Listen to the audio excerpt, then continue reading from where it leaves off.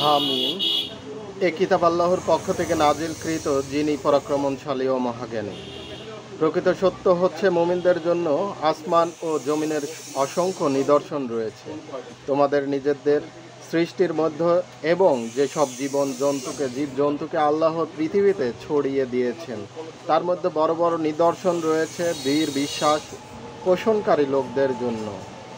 তাছাড়া রাত ও দিনের পার্থক্য ভিন্নতার মাধ্যমে আল্লাহ ও আসমান থেকে যে রিজিক নাজিল করেন এবং তার সাহায্য মৃত জমিনকে যে জীবিত করে তোলেন তার মধ্যে, এবং বায়ু প্রবাহে অবতরণের মধ্যে অনেক নিদর্শন রয়েছে তাদের জন্য যারা বুদ্ধি বিবেচনাকে কাজে লাগায়। এগুলো আল্লাহর নিদর্শন যা আমি তোমাদের সামনে যথাযথভাবে বর্ণনা করেছি। আল্লাহ ও তার নিদর্শনাদি ছাড়া এমন আরও কি আছে যার প্রতি এরা ঈমান আনবে? ধ্বংস এমন প্রত্যেক মিথ্যাবাদী ও দুষ্কর্মশালী ব্যক্তির জন্য, যার সামনে আল্লাহর আয়াতসমূহ পাঠ করা হয় এবং সে তা শোনে, তারপর পুরো অহংকার নিয়ে কুফরিকে এমনভাবে আঁকড়ে থাকে যেন সে ওইগুলো শোনেইনি। এরকম লোককে কষ্টদায়ক আযাবের সুখবর শুনিয়ে দাও। যখন সে আমার আয়াতসমূহের কোনো কথা জানতে পারে তখন তা নিয়ে উপহাস ও বিদ্রূপ করে। এরূপ প্রতিটি ব্যক্তির জন্য রয়েছে লাঞ্ছনাকর শাস্তি। তাদের সামনে রয়েছে জাহান্নাম। তারা পৃথিবীতে যা কিছু অর্জন করেছে তার কোনো জিনিসই তাদের কাজে আসবে না। আবার আল্লাহকে বাদ দিয়ে যাদেরকে তারা অভিভাবক বানিয়ে রেখেছে তারাও তাদের জন্য কিছু করতে পারবে না। তাদের জন্য রয়েছে বড় শাস্তি। এ কুরআন পুরাপুরি হেদায়েতের কিতাব। সেই লোকদের জন্য কঠিন জ্বালাদায়ক আযাব রয়েছে যারা নিজেদের রব এর আয়াতগুলোকে মেনে নিতে অস্বীকার করেছে। তিনি তো আল্লাহ, যিনি তোমাদের জন্য সমুদ্রকে অনুগত করে দিয়েছেন যাতে তার নিদর্শে জাহাজসমূহ যেখানে চলে যায় তোমরা তার অনুগ্রহ অনুসন্ধান করতে এবং কৃতজ্ঞ হতে পারো। তিনি জমিন ও আসমানের সমস্ত জিনিসকেই তোমাদের অনুগত করে দিয়েছেন। সবই নিজের পক্ষ থেকে এতে চিন্তাশীল লোকদের জন্য বড় বড় নিদর্শন রয়েছে। হে নবী, যারা ঈমান এনেছে তাদের বলে দাও, যারা আল্লাহর পক্ষ থেকে কোনো কঠিন দিন আসার আশঙ্কা করে না তাদের আচরণসমূহ যেন ক্ষমা করে দেয়া যাবে। আল্লাহ নিজেই এটি গোষ্ঠীকে তাদের কৃতকর্মের বদলা দেন। যে সৎ কাজ করবে সে নিজের জন্যই করবে, আর যে অসৎ কাজ করবে তার পরিণাম তাকেই ভোগ করতে হবে। সবাইকে তো তার রবের কাছেই ফিরে যেতে হবে। ইতিপূর্বে আমি বনি ইসরাইলদের কিতাব, হুকুম ও নবুয়ত দান করেছিলাম। আমি তাদের উৎকৃষ্ট জীবন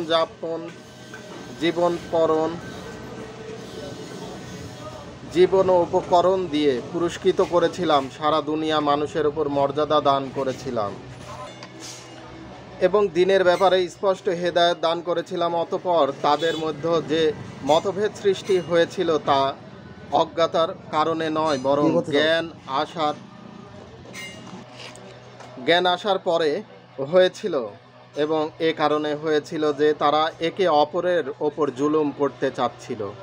তারা যেসব ব্যাপারে মতভেদ করে আসছিল, আল্লাহর কিয়ামতের দিন সেই সব ব্যাপারে ফয়সালা করবেন। অতঃপর হে নবী, আমি দ্বীনের ব্যাপারে তোমাকে একটি সুস্পষ্ট রাজপথের শরিয়াত ওপর প্রতিষ্ঠিত করেছি। সুতরাং তুমি তার ওপরেই চলো এবং যারা জানে না তাদের প্রবৃত্তির অনুসরণ করো না। আল্লাহ মোকাবেলায় তারা তোমার কোনো কাজেই আসতে পারবে না।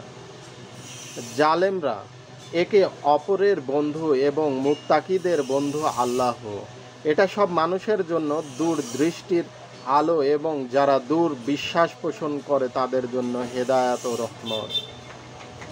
যেসব লোক অপকর্মের লিপ্ত হয়েছে তারা কি মনে করে নিয়েছে যে আমি তাদেরকে এমন মুমিন ও সৎ কর্মশীলদের সমপর্যায় ভুক্ত করে দেব এবং যে তাদের জীবন ও মৃত্যুর সমান হয়ে যাবে? তারা যে ফয়সালা করে তা অত্যন্ত জঘন্য।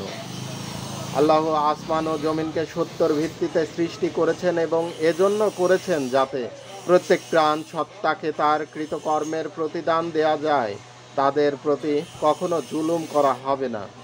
তুমি কি কখনো সেই ব্যক্তির অবস্থা ভেবে দেখেছো যে তার প্রবৃত্তির কামনা বাসনাকে ইলাহ বানিয়ে নিয়েছে, আর জ্ঞান থাকা সত্ত্বেও আল্লাহ তাকে গোমরাহির মধ্যে নিক্ষেপ করেছেন, তার দিলে ও কানে মোহর মেরে দিয়েছেন এবং চোখের আবরণ সৃষ্টি করেছেন। আল্লাহ ছাড়া আর কে আছে যে তাকে হেদায়েত দান করতে পারে? তোমরা কি কোনো শিক্ষা গ্রহণ করো না? এরা বলে, জীবন বলতে তো শুধু আমাদের দুনিয়া, এ জীবনই। আমাদের জীবন ও মৃত্যু এখানেই এবং কালের বিবর্তন ছাড়া আর কিছুই আমাদের ধ্বংস করে না। প্রকৃতপক্ষে এ ব্যাপারে এদের কোনো জ্ঞান নেই। এরা শুধু ধারণার বশবর্তী হয়ে এসব কথা বলে। যখন এদেরকে আমার সুস্পষ্ট আয়াতসমূহ শোনানো হয় তখন এদের কাছে এছাড়া আর কোনো যুক্তিই থাকে না যে তোমরা সত্যবাদী হয়ে থাকলে আমাদের বাপ দাদাদের জীবিত করে দেখাও। হে নবী, এদের বলো, আল্লাহ তোমাদের জীবন দান করেন এবং তিনিই তোমাদের মৃত্যু ঘটান। তিনি আবার সেই কিয়ামতের দিন তোমাদের একত্রিত করবেন, যার আগমনের ব্যাপারে কোনো সন্দেহ নেই, কিন্তু অধিকাংশ লোকই জানে না। জমিন এবং আসমানের বাদশাহী আল্লাহ। আর যেদিন কিয়ামতের সময়ে এসে উপস্থিত হবে সেদিন বাতিলপন্থীরা ক্ষতিগ্রস্ত হবে। যে সময় তোমরা প্রত্যেক গোষ্ঠীকে নতজানু দেখতে পাবে, প্রত্যেক গোষ্ঠীকে এসে তার আমল নামা দেখার জন্য আহ্বান জানানো হবে। তাদের বলা হবে, তোমরা যে সব কাজ করে এসেছো তোমাদেরকে তার প্রতিদান দেয়া হবে। এটা আমাদের তৈরি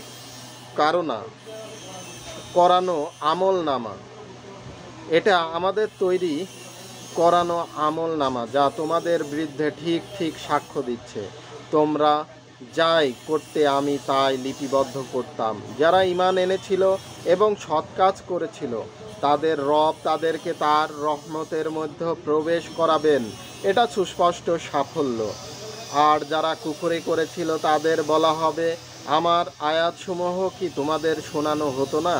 কিন্তু তোমরা অহংকার করেছিলে এবং অপরাধী হয়ে গিয়েছিলে। আর যখন বলা হতো আল্লাহর ওয়াদা সত্য এবং কিয়ামত ও কিয়ামত যে আসবে তাতে কোনো সন্দেহ নেই, তখন তোমরা বলতে, কিয়ামত কি জিনিস তা আমরা জানি না, আমরা কিছুটা ধারণা পোষণ করি মাত্র, ধীর বিশ্বাস আমাদের নেই। সেই সময় তাদের কাছে তাদের কৃতকর্মের মন্দ ফলাফল প্রকাশ পাবে। তারা সেই জিনিসের পাল্লায় পড়ে যাবে যা নিয়ে তারা বিদ্রোহ করত। তাদের বলে দেওয়া হবে, আজ আমি ঠিক তেমনি তোমাদের ভুলে যাচ্ছি যেমন তোমরা এ দিনের সাক্ষ্য ভুলে গিয়েছিলে। তোমাদের ঠিকানা যখন জাহান্নাম এবং তোমাদের সাহায্যকারী কেউ নেই। তোমাদের এ পরিণামের জন্য যে তোমরা আল্লাহর আয়াতসমূহকে ঠাট্টা বিদ্রূপের বিষয়ে পরিণত করেছিলে এবং দুনিয়ার জীবন তোমাদের ধোঁকায় ফেলে দিয়েছিল, তাই আজ এদেরকে জাহান্নাম থেকে বের করা হবে না, কিংবা এ কথাও বলা হবে না যে ক্ষমা চেয়ে আল্লাহর সন্তুষ্ট করো। কাজেই সব প্রশংসা আল্লাহ, যিনি জমিন ও আসমানের মালিক এবং গোটা বিশ্ব জাহানের সবার পালনকর্তা। জমিন ও আসমানে তারই শ্রেষ্ঠ প্রতিষ্ঠিত এবং তিনি মহাপরাক্রমশালী ও মহাজ্ঞানী।